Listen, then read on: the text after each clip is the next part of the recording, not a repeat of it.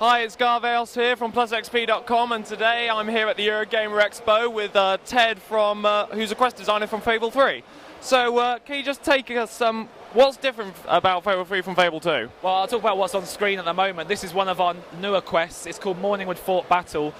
On the road to rule, as you're becoming king, you encounter these guys in the forest, and basically this guy here on the right hand side is Ben Finn, and he's voiced by Simon Pegg.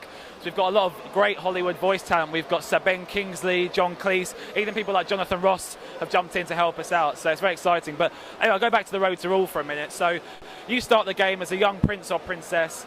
Your brother is an evil tyrant king, and your mentor, Sir Walter, who's also with you in this quest, turns around to you one day and says, hey, let's get out of here. So this lady kindly holds down the A button to use the mortar. I can show you how the game has developed in the terms of combat. So this is something that's very new to the Fable franchise as a whole.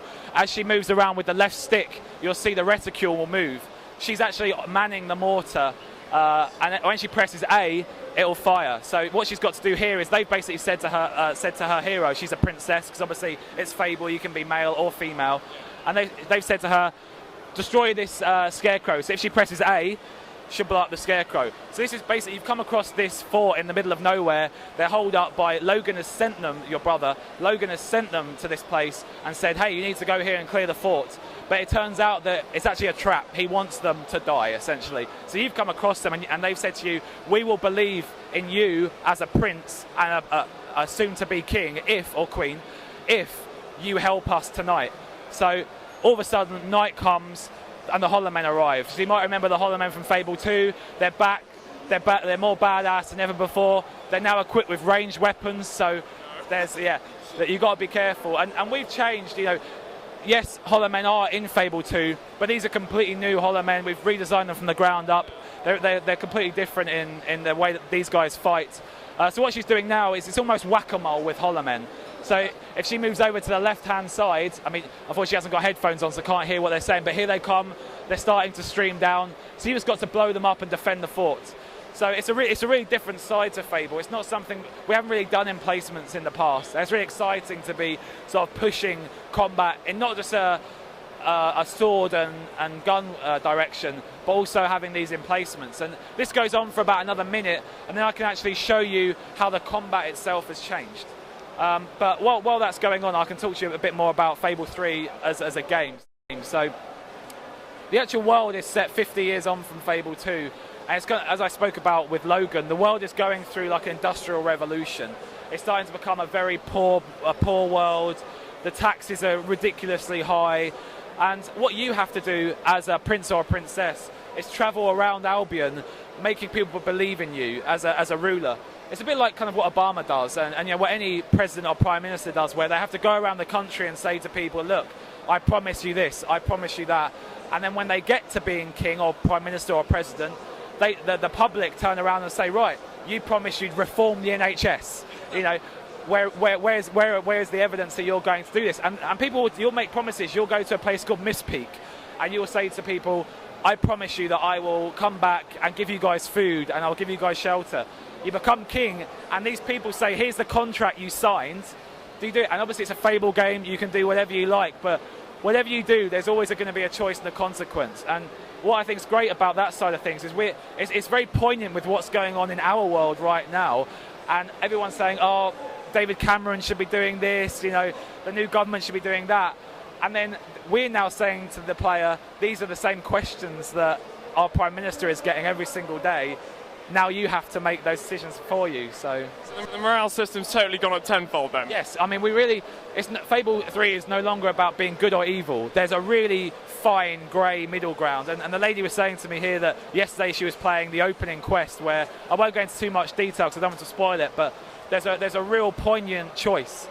And it's not just good or evil, there's a lot more to it than that. So I actually want to show it today for spoiler reasons, but I think that's something that instantly, the feedback we've been getting from the Eurogamer Expo today is that people have been coming over and going, oh my god, I didn't know what choice to make, did I make the right one? Yeah. And it's kind of like, there is really, with that choice, there is really no right and wrong. I mean, it's definitely one of those points where you put the controller down and just have to think for 5 minutes, what the heck do I do? The first time I played it, I ran out the room. I just couldn't make the choice. So yeah, I mean, there's one of those things that we don't want to be just good or evil. We want to really like test people and make them think, wow, you know, what do I do? So now it all kicks off. Basically, you've defended the fort from the outside, but no matter how much you try, they're coming in. So they bust through these doors, and it's on now. So now I can show you about how our actual hand-to-hand combat works. So at the end of Fable 2, we felt that the range and the melee combat, it worked. It was just a bit clunky, not particularly heroic. So we spent a lot of development time investing in making the combat quicker. So in Fable 2, whereas you'd shoot with your gun, and if you wanted to change to your sword, you'd have to sheath the gun, pull out the sword, and then attack. Sorry.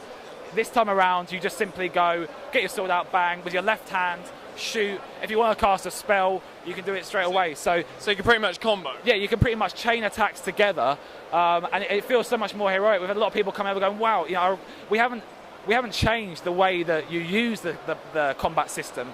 We've just made it so refined and polished that it feels like a completely different experience. Like a hob, for example, one of my favourites is that you get the hammer, smash the hob into the ground. As it comes up off the ground, you take a step back like Tiger Woods and just launch it into the distance. But it's all about trying to make you feel something, you know, whether it's feeling emotionally engaged with choices or whether it's feeling heroic and feeling really powerful. We've really been trying to make the game, make you as a gamer feel something different. And I mean, even you were talking earlier about morphing. The weapon now morphs with you. So that the weapon that the lady has is going to be different to my weapon. As you play the game, the choices you make, the things you kill, they all have different effects on the weapon. So it's basically trying to expand hero customization. At the end of Fable 2, there was a massive thread on the lionhead.com forums where there was just people going, wow, this is my hero. Oh, this is my hero. And everyone's was different. And we're trying to make that expand it even more. And I suppose with this sort of weapon morphing and stuff, you could probably turn it into a blacksmith profession. Yeah, it's basically, you can then take your weapon online and trade it with someone else for some cash or for an object of theirs. But what we've actually found is that people are actually becoming quite attached to their weapon. You know, it's essentially them over the last 6 or 7 hours of gameplay up to this point. And it's like, you know, do you really want to part with your weapon? So it's another choice. You know, you could probably get a lot of money for it, but it's going to be a really interesting when people start going online, they start trading. That's always been a great aspect of Fable since Fable 2. And hopefully we can push it that bit further. And I mean, I thought there's still a lot I haven't touched upon. I mean, I don't know how much you've seen of like the new interface for the inventory. I could quickly jump in if you have a... Well, yeah, I've heard vaguely, but a bit about the start menus and stuff. But could you press start just for a second? This is the start menu. It'll probably take you by surprise. It's very different to pretty much anything we've done and anything that we've done as an industry. You've got Jasper, your butler, that's John Cleese. You've got your dog in the little basket over there. And this is basically everything that you obtain in the game. I spoke about the promises earlier. They're on the wall. As you can see, she's already made 2 promises. So they're always a figment. So you can keep reference. Yeah, you can keep reference. It's a constant reminder that, yes, this is something, a promise that you've made and you'll have to keep. If you interact with the map table and then press A, this is the world. So you can jump into regions. This is Morningwood. She can run around. She can buy houses. She can take quests. She can see what her wife is up to. This is all really, really intuitive, and it's something that we're really, really proud of. We think it's one of our defining features in the game. What I noticed on the quest map there is that it's actually labelled the demon doors. Does that mean you can sort of quick travel to them now? Yeah, you can quick travel anywhere. You can quick travel to a quest giver. You can quick travel to a demon door. You can quick travel to a house.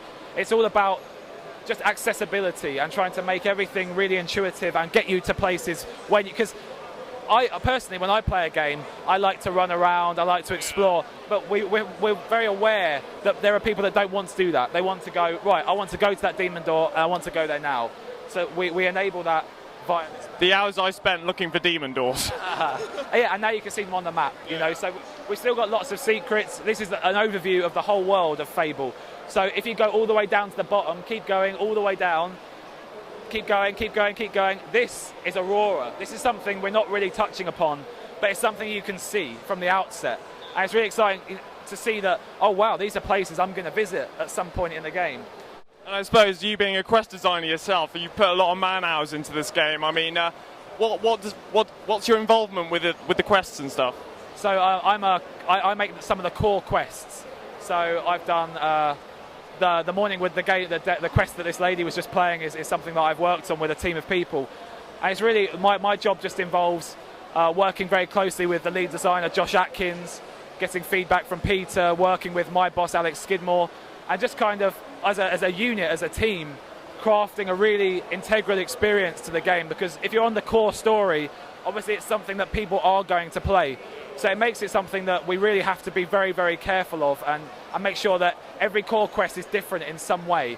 And we have to make sure that it's not like Fable 2. We want to make sure that people are playing a revolution rather than an evolution. So we've revolutionized our own interface. We're breaking down the own conventions that we've set for ourselves in previous Fables. So yeah, my job is very hard work, but I love it, and I'm incredibly proud of what we as a team have achieved with Fable 3. I think it's something that everyone back in the studio is just really excited about come October 29th this year.